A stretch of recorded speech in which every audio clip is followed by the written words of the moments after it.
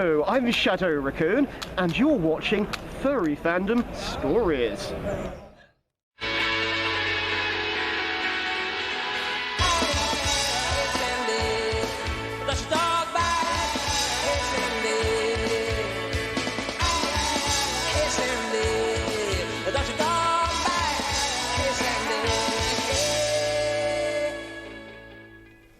Hello Internet, I'm Frank Baldwin aka Sandy Brushtail and welcome back to another episode of Furry Fandom Stories.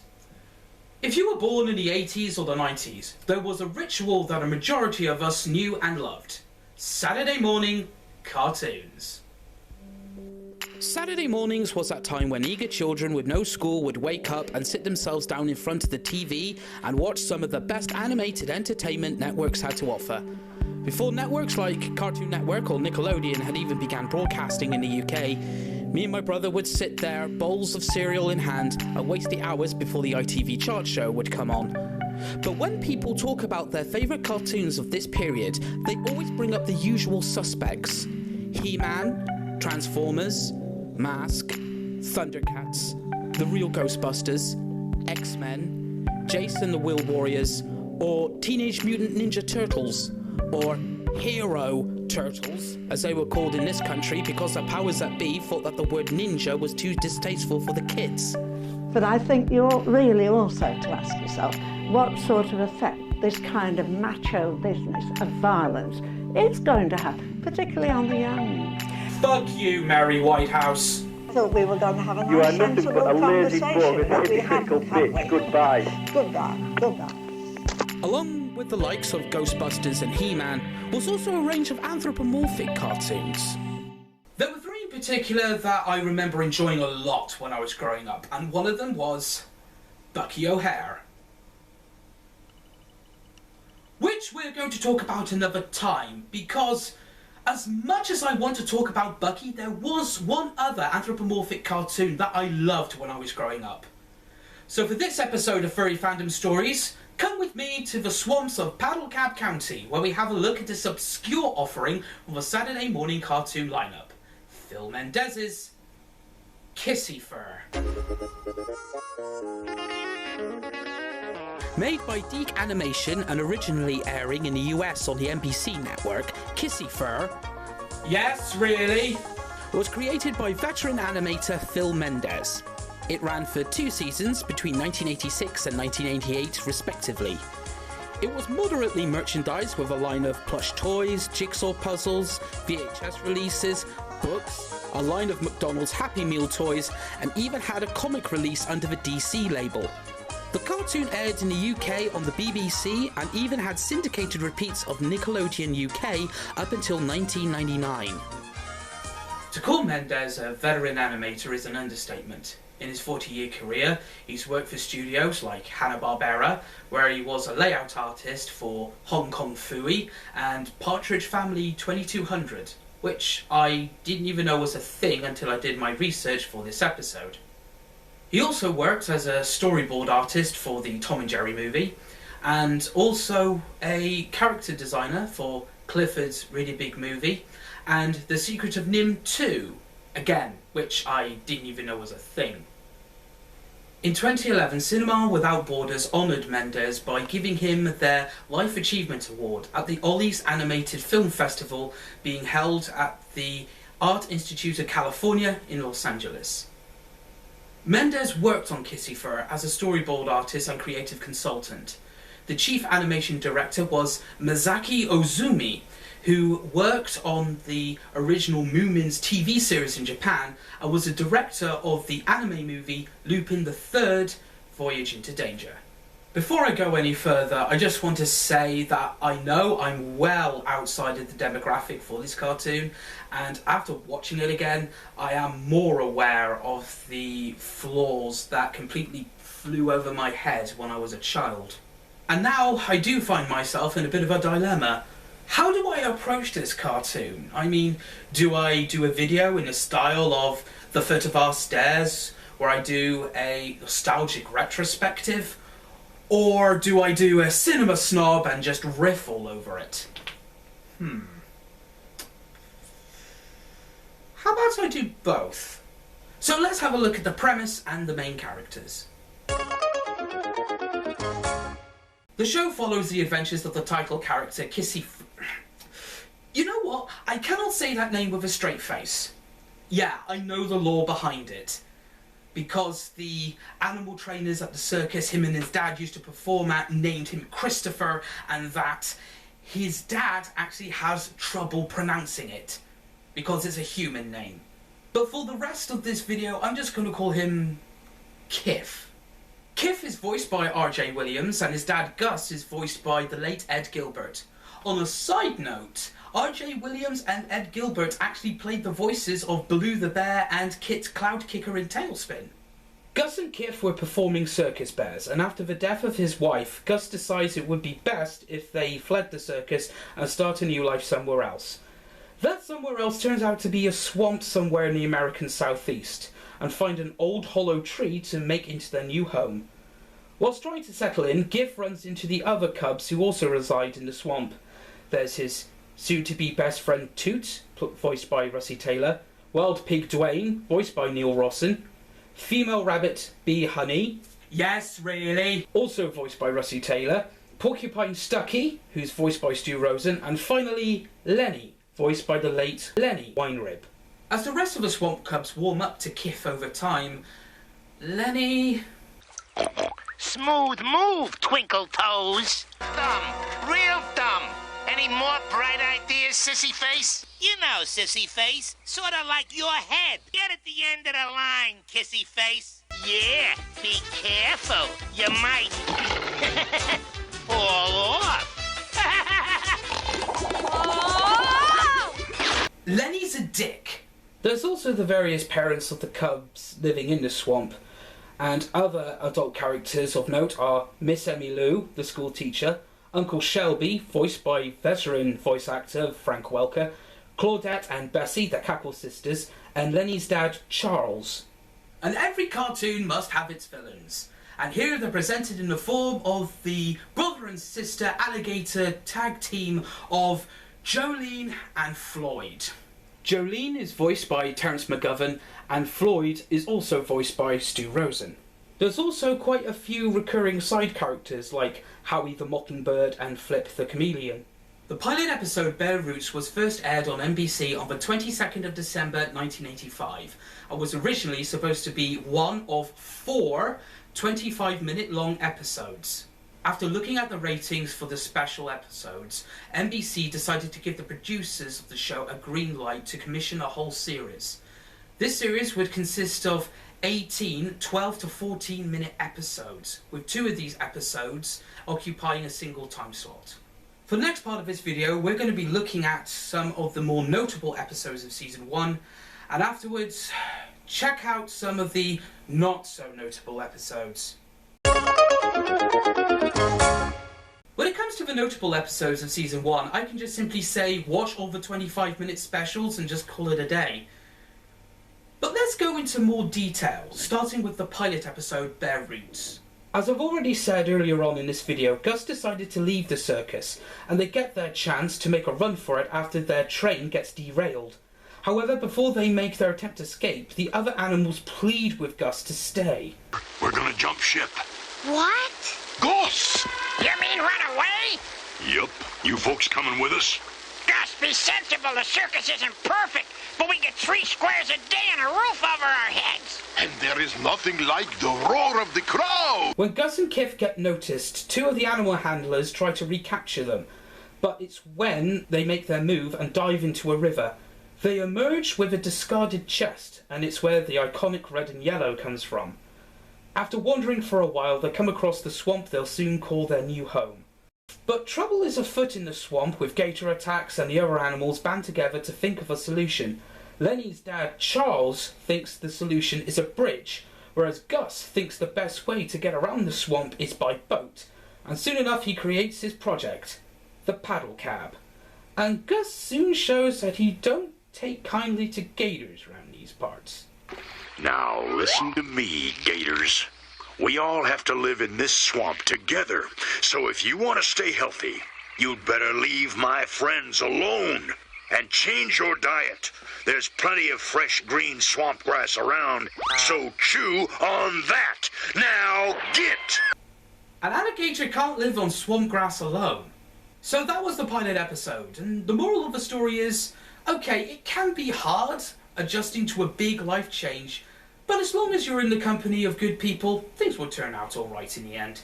But it wasn't just the longer episodes that had good ideas or good stories. Another episode I want to bring up is one of the shorter offerings from Season 1.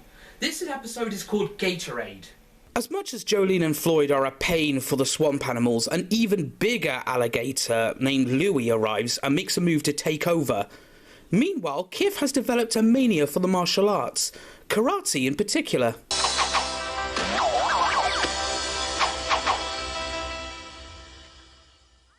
What's going on, son? I'm learning karate. Watch.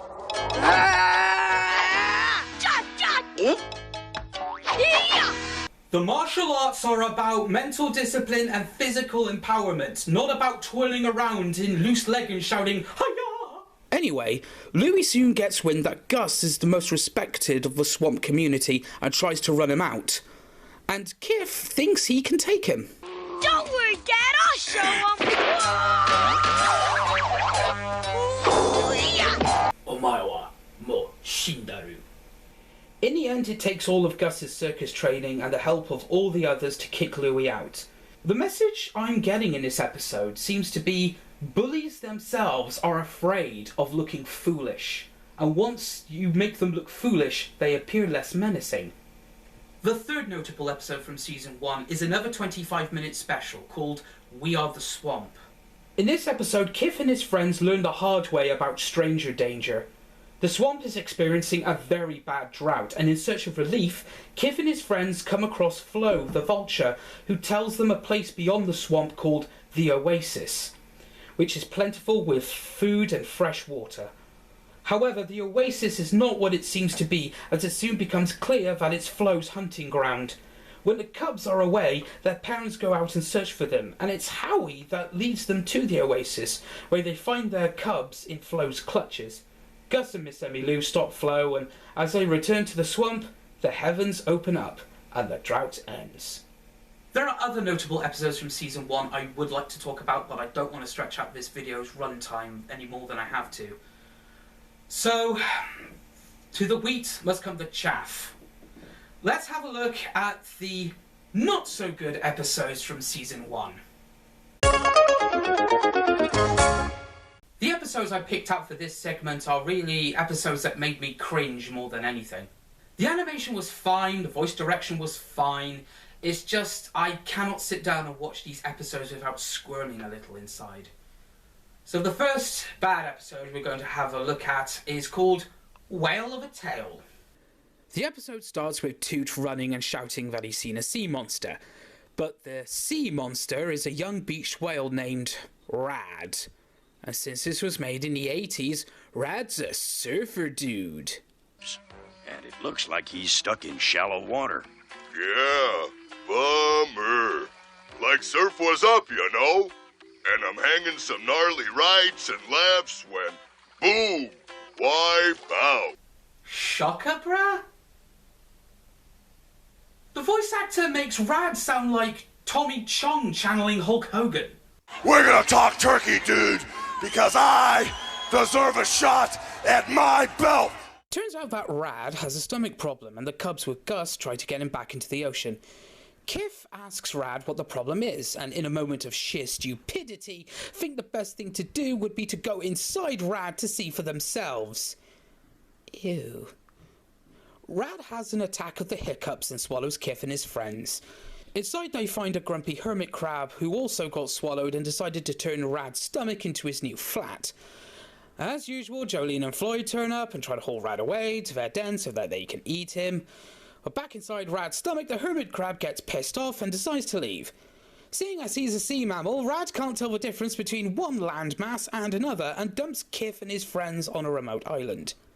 You know how this ends. Jolene and Floyd chase the cubs, Gus turns up and kicks their asses, and they all go home for tea. Okay, I know that surfer culture was big in the US in the 1980s, but seriously, people thought this kind of stuff was cool. And now we move on to the annoying, ear-piercing terror that is Egg MacGuffin.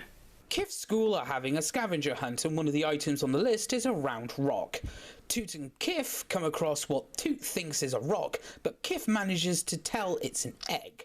So Kif takes it home, and over the course of the night, the egg hatches. You have been warned. What in tarnation?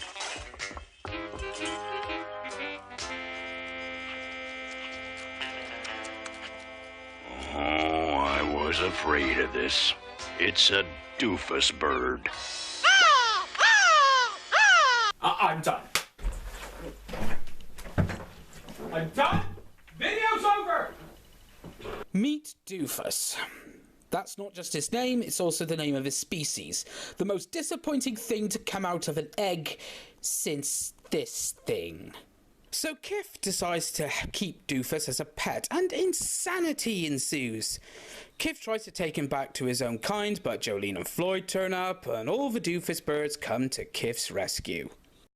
I've got nothing else to say about this episode, other than I found Doofus very annoying, and his voice sounded like somebody was taking a cheese grater to my eardrums. Shut up!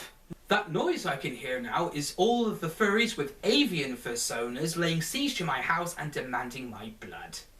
There weren't really that many bad episodes from season 1. They usually fell within the categories of good and mediocre. Now you're thinking, hang on, if this show was so good, then how come I've never heard of it? Well, there is a reason for that, and we're going to have to delve into season 2. And that's when everything went downhill. The syndication for the show was quite irregular. The pilot aired at the end of '85, season 1 ran through all of '86, but after season 1, NBC decided to pull the plug, and Kissyfur was put on hiatus for all of '87. But it was renewed for a second season, which aired in 1988. And right off the bat, you could tell that something was off. Hold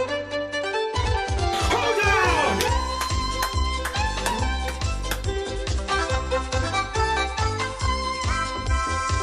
The opening sequence for season 2 had new music and had a new title card, but seriously, you couldn't put together a new title sequence? You just recycled the old one?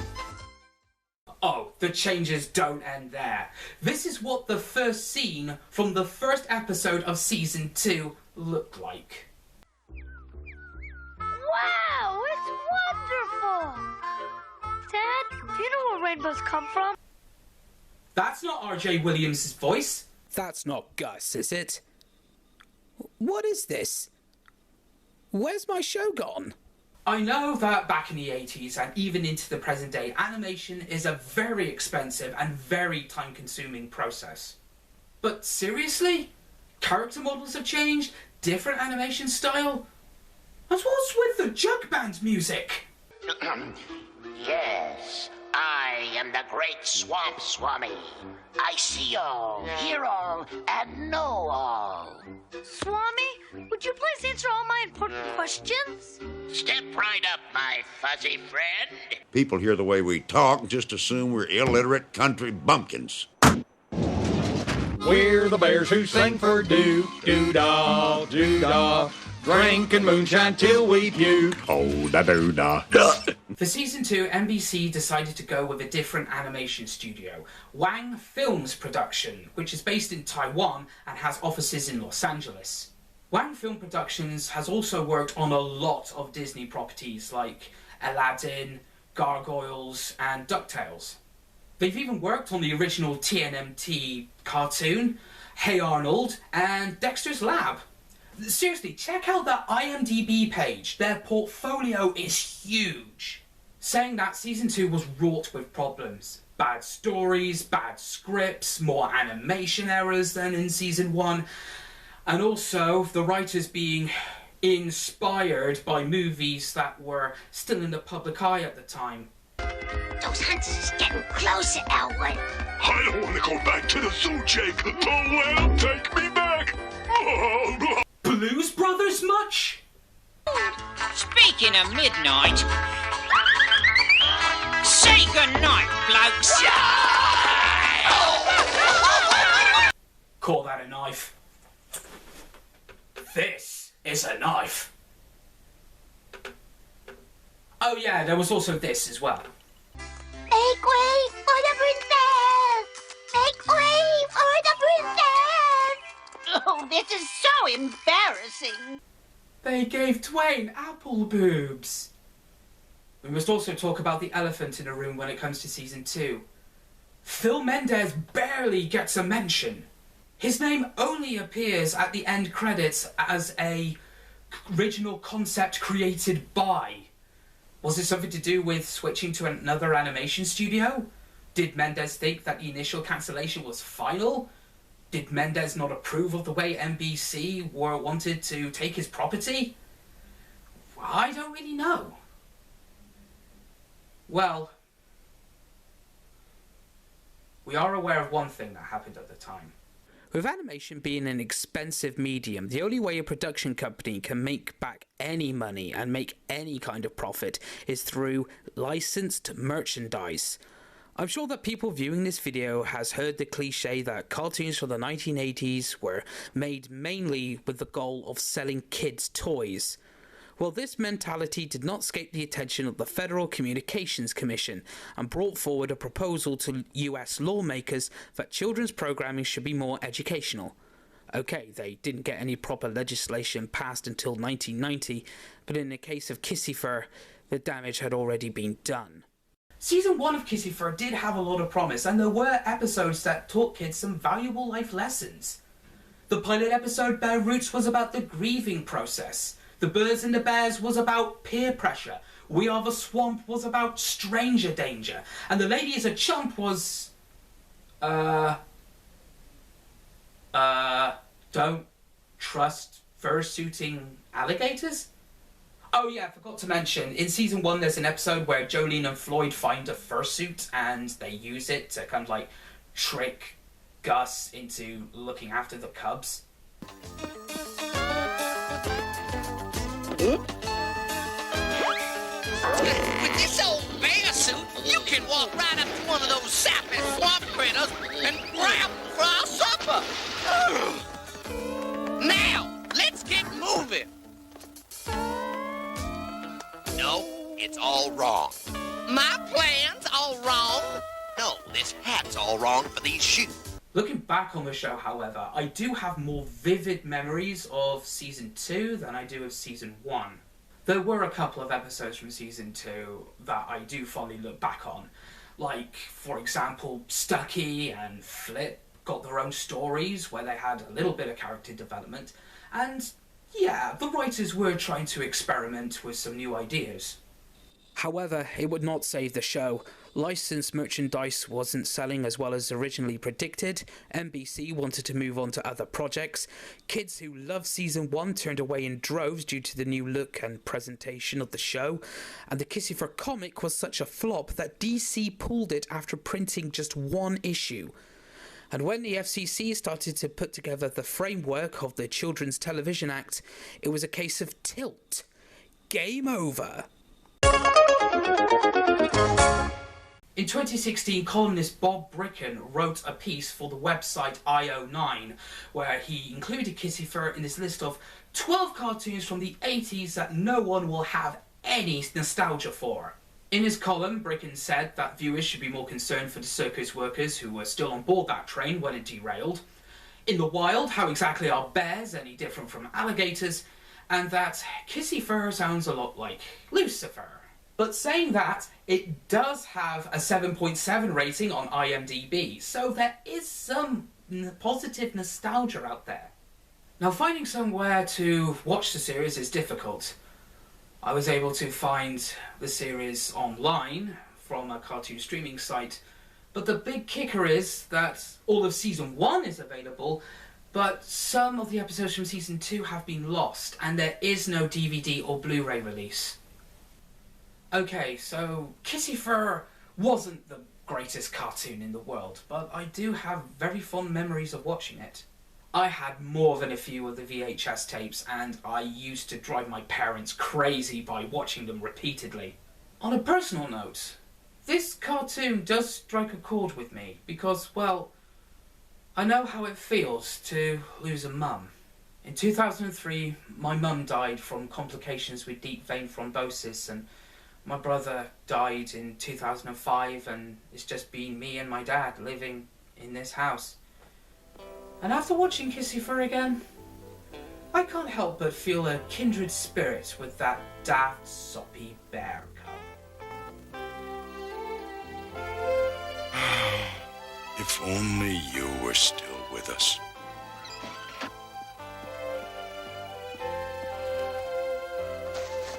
Poor Dad. He really misses Mom. Sure wish I could help him. And that wraps up another episode of Furry Fandom Stories. Again, please feel free to like and share this video, and please subscribe if you haven't already. And if you have any memories of Kissyfur, please leave them in the comment section below.